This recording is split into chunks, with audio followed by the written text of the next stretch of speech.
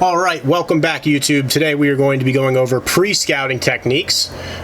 We will go over the map and what terrain features and other things you want to look for before you actually go out and scout. So just to help narrow down where you want to scout. You know, there are miles and miles of game lands in Pennsylvania, and we don't want to waste our time just scouting stuff that's not going to be productive.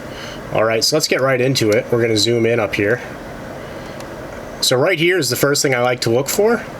As you can see, this is low cut right in here, and then on the right we have the hardwoods or the timber.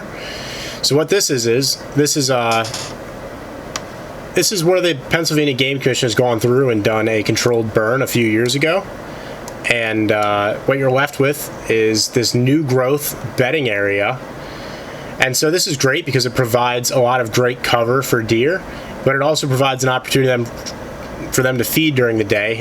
They'll get up and they'll graze in here, and then they'll just lay back down, and you'll never see them because that's just kind of how it goes. So it provides great bedding, and this is kind of what you want to look for. And what will happen is at nighttime they'll come out to go to a primary food source. So it gives you a great place to set up for an evening sit, or if a morning sit they're going to be returning back to here. So pay attention to that. That's going to be the first thing I like to look for. Secondly, I like to look for natural funnels, okay? So if you look up right about in here, you'll see a very steep change in elevation, right? If you're looking at your topo lines, you'll see how close together they are. That's what that's indicating, okay? It's indicating a steep change in elevation.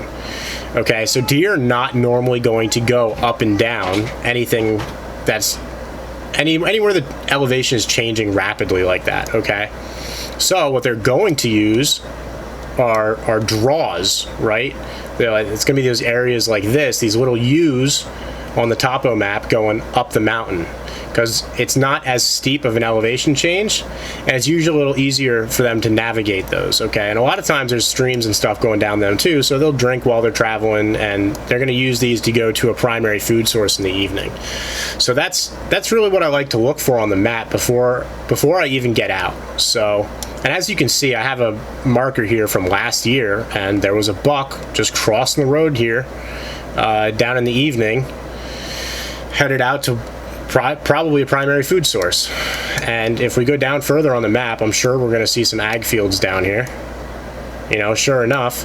And a lot of these deer will travel 1 to 2 miles at night every day just to get to that primary food source. So I'd imagine that's what they were doing there.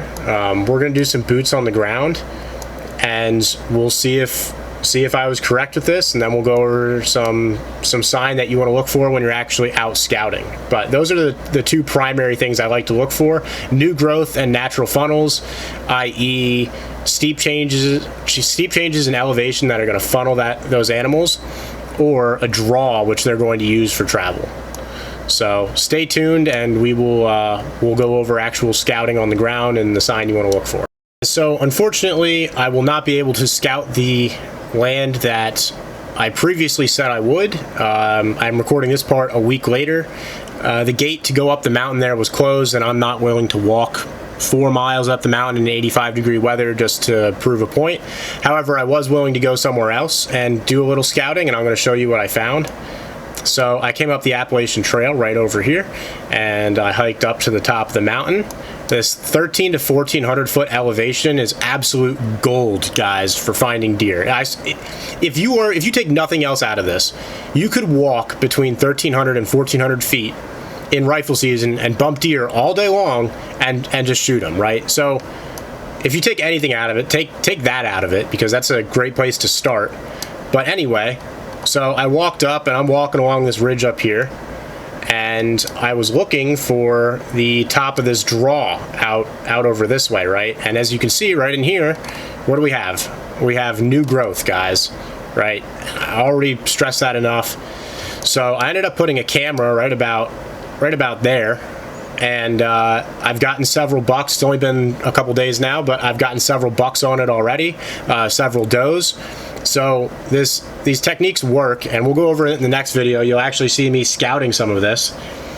But I just wanted to come back and show you guys, like, this is what we're looking for. You're looking for a draw going up the mountain. You're looking for bedding. And at the top of the mountain, a lot of times you're going to find some great buck bedding, right? And I don't know if I would hunt this early season.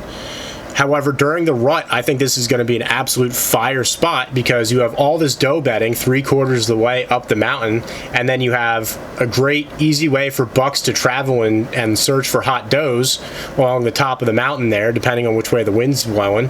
But it's just, I think it's going to be an absolute fire spot during the rut. And I just wanted to come back and show you guys, like, this is what you're looking for, and this is what you need to be successful. So, alrighty, thanks for watching.